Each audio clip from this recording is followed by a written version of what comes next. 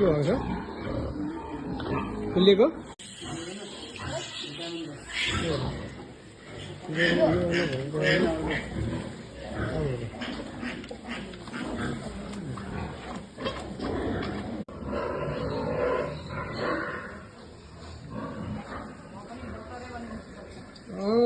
डक्टरले भनेको